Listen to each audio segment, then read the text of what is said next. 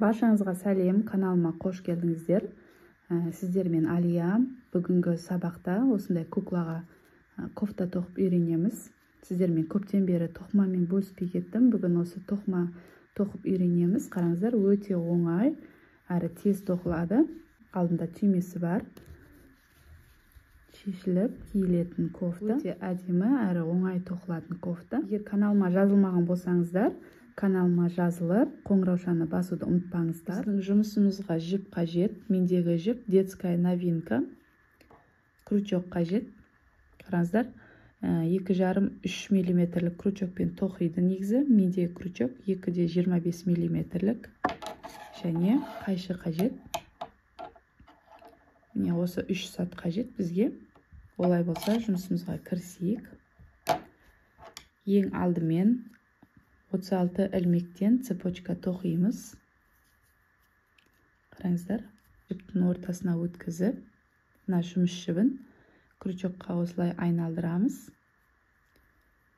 Бірінші жіпті тартып шығарамыз. Не қараңыздар, не осындай ілмек пайда болды. Енді 36 ілмек тоқимыз. Егер тоқыманы енді бастап жатқан қыздар болса, менің алдыңғы сабақтарымда осы цепочка тоқудың барлығын анық, нақты түсірілген. Кіріп қараңыздар, содан кейін осы сабаққа көшсеңіздер болады. Не қараңыздар, осылай ілдіріп алып кете береміз. Міне екінші ілмек, үшінші ілмек, 4, 5, 6, 7.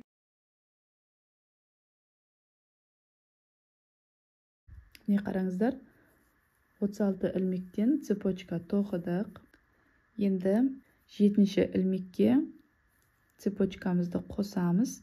Мына жерден 6 ілмек алып тастаймыз. Қараңыздар, 1, 2, 3, 4, 5, 6. Мені 6-шы. Мына 7-шіне цепочкамызды қосамыз. Қараңыздар, ілмектің бір қабырғасына осылайынан қосамыз. Осылай болып шығу керек. Енді ары қарай не бізде бірінші столбик тоқылды. Енді 3 столбик тоқып, 4-ші ілмекке прибавка жасаймыз. Міне бірінші столбик, екінші столбик, үшінші столбик және 4-ші столбик. Міне қараңыздар, 4 ілмек тоқылды. Енді 5-ші ілмекке прибавка жасаймыз. Яғни бір ілмекке 2 столбик тоқимыз. Бірінші столбик, екінші столбик. Міне қараңыздар. Енді 4 ілмек тоқып 5-ші ілмекке прибавка жасадық. Енді 5 ілмек тоқып 6-ші ілмекке прибавка жасаймыз.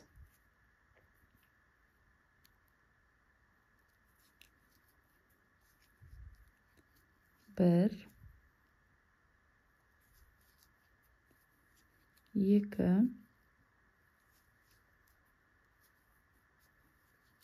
3,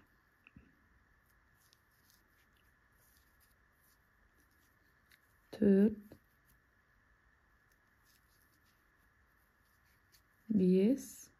Міне, мынау бізде 6-шы ілмек. Осыған прибавка жасаймыз. 6, екінші прибавкасы. Міне қараңыздар. Қараңыздар, міне біздің цепочкамыз осылай. Мына жерлері кішкене бұрылып жатыр. Қараңыздар, көрдіңіздер ме?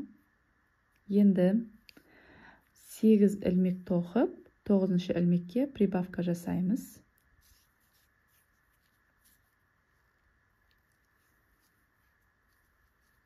1, 2, 3, 4, 5, 6, 7, сегіз, бізде соңғы прибавка ілмегі 9. Осыған 2 ілмек тоқимыз.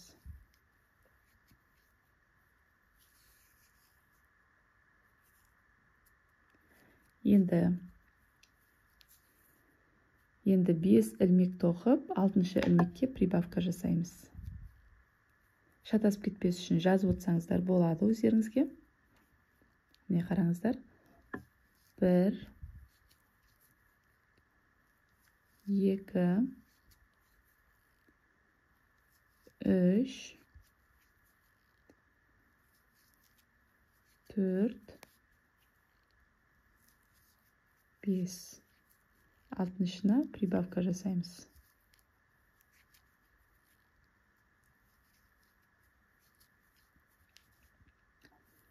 Мына жерде қалған 4 ілмекті ешқандай прибавкасыз жай бір столбиктен тоқимыз.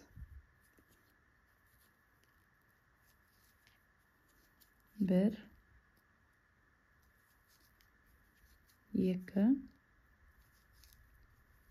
3, 4.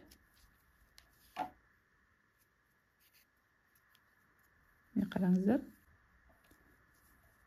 Иректеліп шықты. Мына жерлері бізде прибавка жасаған жерлер. Енді келесі бетін тоқимыз. Әр қатарға өтетін кезде бір воздушный петлядан тоқисыздар. Міне осылайынан бір ілмек тоқып, келесі қатарға өтеміз.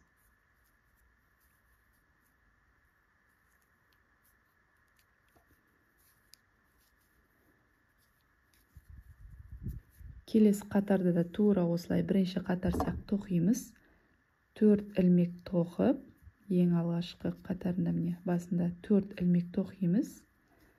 Бірінші ілмек, екінші ілмек, үшінші ілмек, төртінші ілмек, бесінші ілмекке прибавка жасаймыз. Мына бізде мына қатарында прибавка жасалған жері. Осы міне қараңыздар, келесі бетінде де тура прибавка жасағанның үстіне прибавка жасаймыз. Бесінші ілмекке 2 столбик тоқимыз. Міне бізде прибавка жасалды.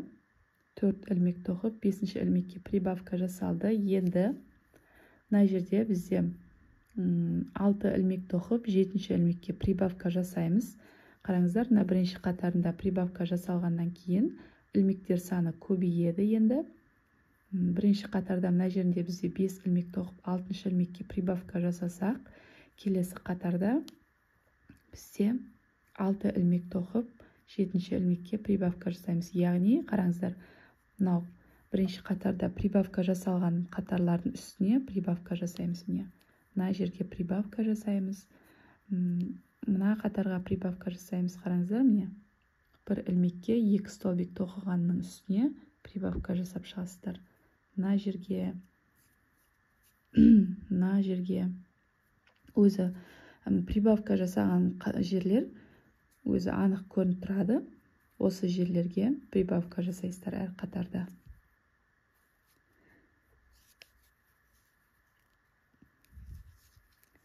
Бір, 2, 3, 4, 5, 6. Міне қараңыздар, мына бізде өзі көрініп тұр. Бірінші қатарда прибавка жасалған жер. Осы жерге бір ілмекке 2 столбик тоқимыз. Міне прибавка жасадық. Қараңыздар, осылай болып шығады. Енді ары қарай мына жерді тоқып, мына прибавка жасағанның үстіне прибавка жасаймыз. 1, 2, 3, 4, 5, 6, 7, 8, 9. 10-шы қатарға прибавка жасаймыз.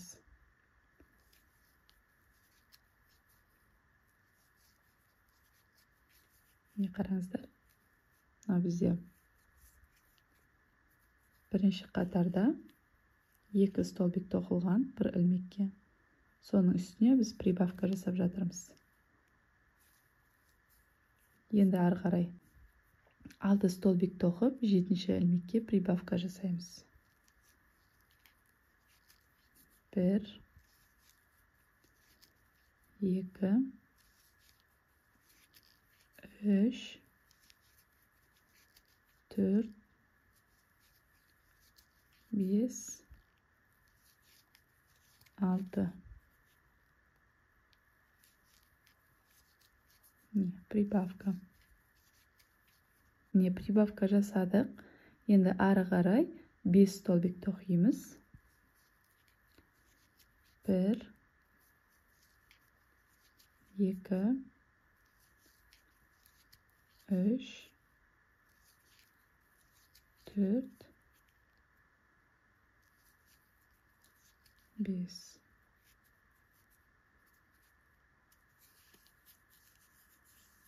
Қараңыздар. Осылай болып шығады. Енді тура осылай 2 қатар тоқып шығасыздар. Прибавка жасағанның үстіне прибавка жасайсыздар әр қатарда. Қараңыздар. 4 жерден бізде прибавка жасалды.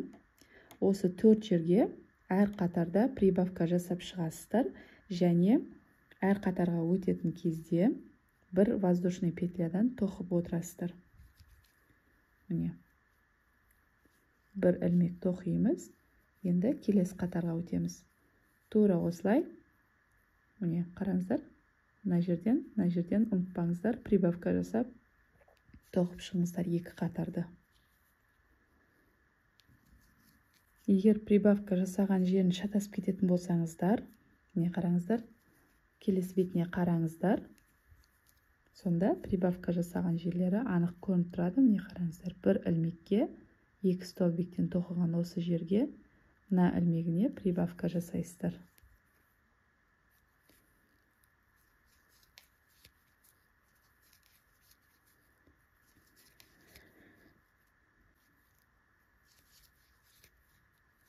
Қыздар, қараңыздар, 2 қатар тоқып болды, осылай болып шықты.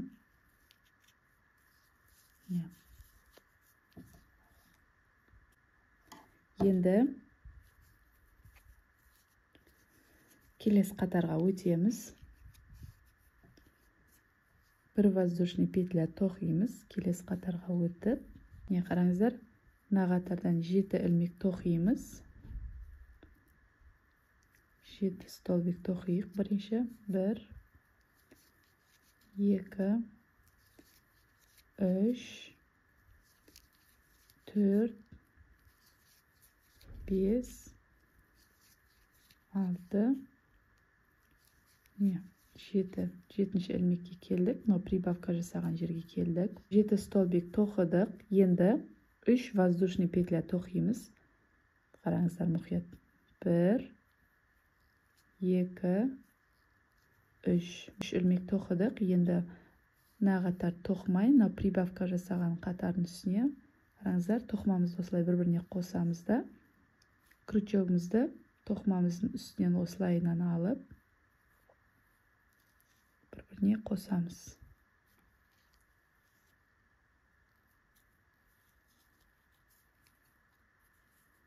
Осындай жеңі шығады. Қараңыздар.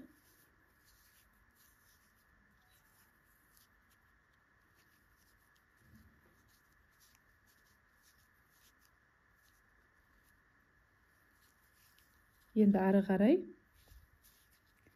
келесі прибавка жасаған жерге дейін тоқимыз. Мына жерге дейін.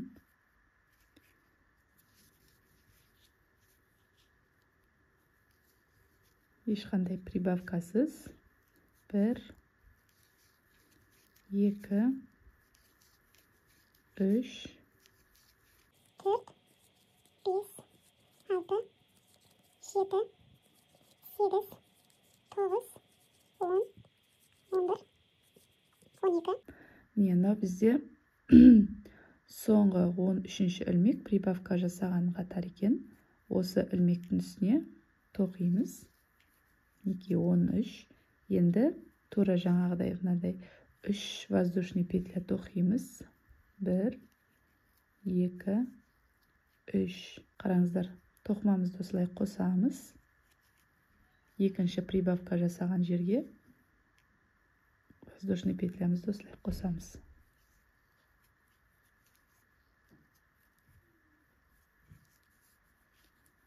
Енді ары қарай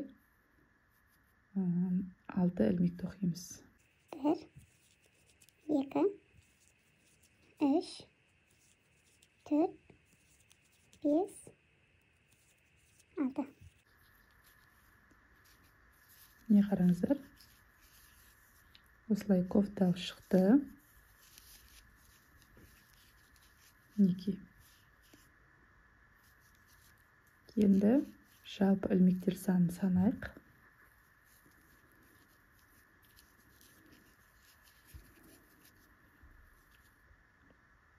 1 2 3 4 5 6 7 8 9 10 11 12 13 14 26 27 28 29 30 31 32 33 34. 34 ілмек шыққан екен. Енді осы 34 ілмекті ешқандай прибавкасыз өздеріңізге керекті ұзындықта тоқып шығасыздар. Егер ұзын пальто немесе ұзын кардиган сияқты тоқитын болсаңыздар, онда қалауларыңыз бойынша ұзын қылып тоқисыздар. Егер қысқа кофта қылатын болсаңыздар, осылай қысқа қылып тоқуға болады. Ешқандай прибавкасыз тек осы 34 ілмекті айналдырып тоқисыздар. Әр қатарға өтетін кезде бір воздушный петля тоқуды ұмытпаңыздар. Бір воздушный петля тоқып, енді ешқандай прибавкасыз тек осы 34 ілмекті тоқып шығамыз.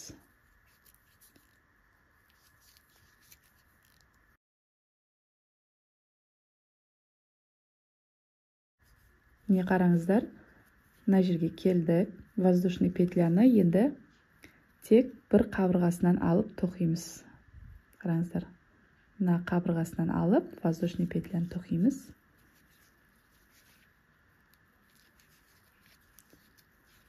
Қараңыздар, бір ілмегінен алып тоқимыз. Міне.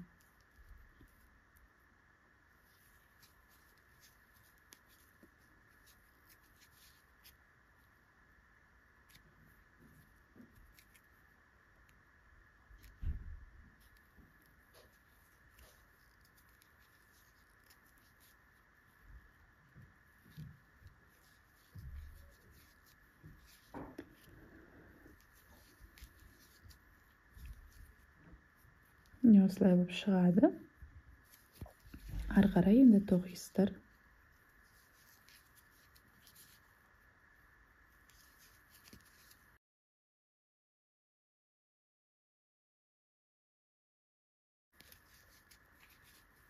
Екінші қолына да келдік. Қараңыздар, мына бізде воздушный петля тоқыған жеріміз. Енді осының, не қараңыздар, мына тұрған бірінші қабырғасынан алып тоқисыздар.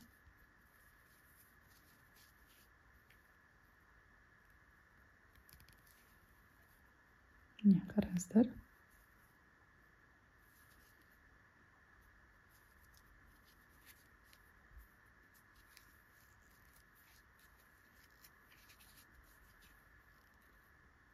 Екінші қабырғасы, үшінші ілмектің қабырғасы.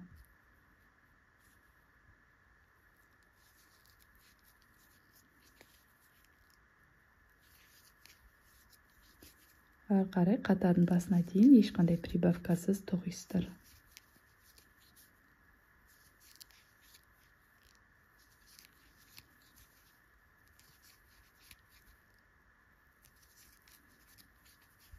Қатар аяқталды. Енді келесі қатарға өтеміз. Бір ілмек тоқып, келесі бетіне осылай. Қараңыздар. Енді қатардың аяғына дейін ешқандай прибавкасыз тоқисыздар.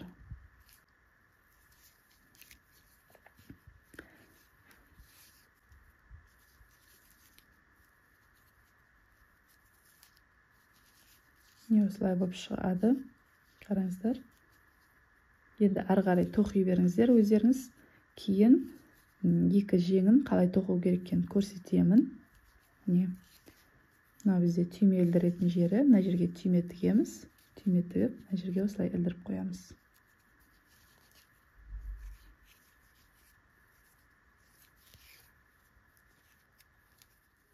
Міне қараңыздар, қатар аяқталды. Мен 8 қатар тоқыдым. Мына қолынан астына қарай. Қараңыздар.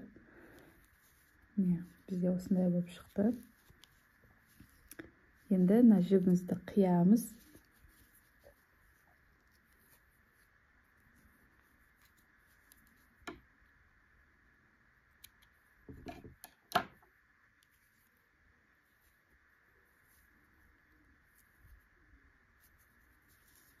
Енді мына қиылған жібімізді жасырып қоямыз.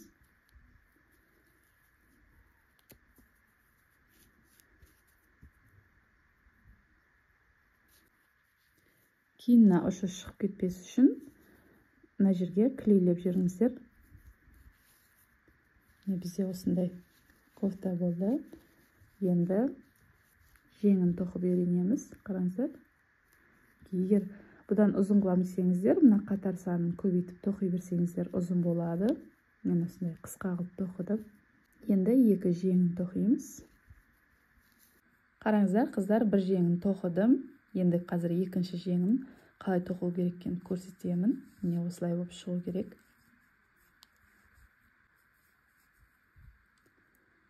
Мына жерінен крючогымызды салып, көк жібімізді өзімізге қарай тартып шығарамыз.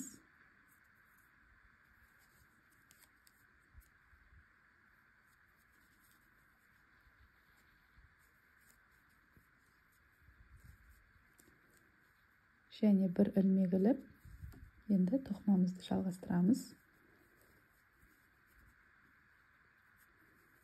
Қараңыздар, барлық ілмектерді қалдырмай ілдіріп шығамыз. Мына ілмектердің орнына қараңыздар. Ешқандай ілмек қалып қоймау керек. Бір, екі, мына жеңін айналдыра тоқимыз. 3,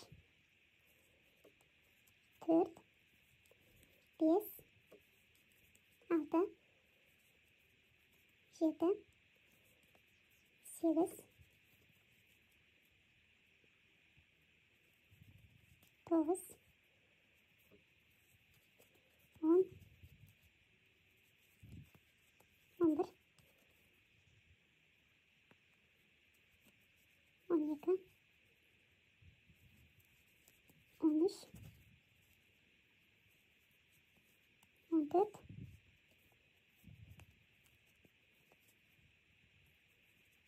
15. Міне 15 ілмек шықты бізде. Енді осы 15 ілмекті айналдыра 15 қатар тоқимыз. Міне қараңыздар. Осылай 15 қатар тоқып шығамыз. Қатардың басы мен аяғын білу үшін мына жерге маркер қоямыз. Маркерге кез келген түстегі жіпті пайдалансаңыздар болады. Осылай белгі қойып қоямыз. Қатардың басы мен аяғын шатаспас үшін.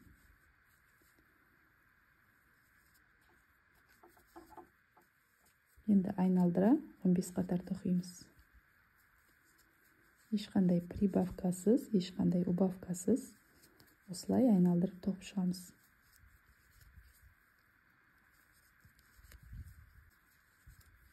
Міне қараңыздар, бір қатарын тоқыдық. Енді ары қарай өздеріңіз тоқи беріңіздер. Тура осылай 15-ші қатарға келгенде жібімізді қиямыз.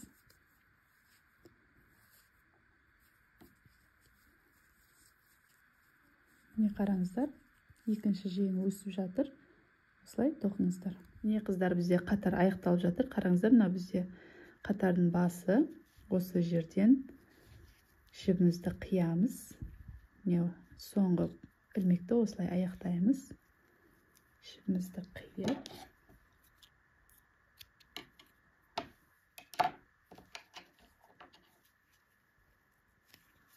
жібін осылай ішке қарай жасырып қоямыз.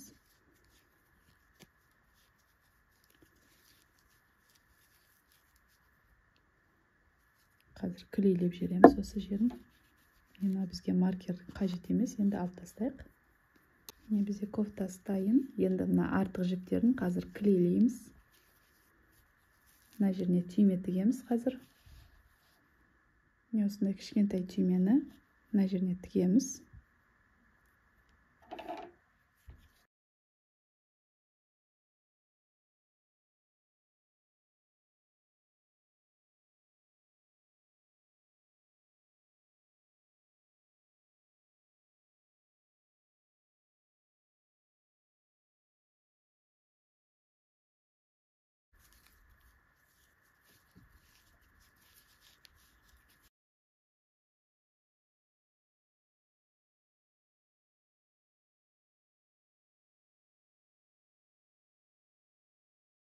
Міне біздің кофтамыз дайын. Қазір куклаға кигізіп көрейік.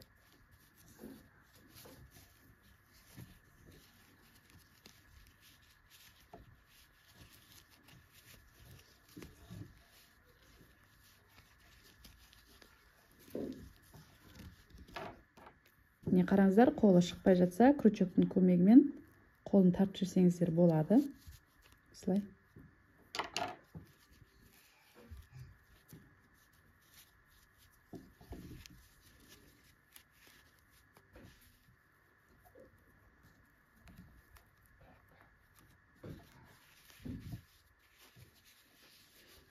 Міне бізде осындай кофта болды. Міне қараңыздар, осылай болып шықты. Өткен сабақтарымда осы куклаға юбка тоқыған сабағы бар. Кіріп қарасаңыздар болады. Міне қараңыздар.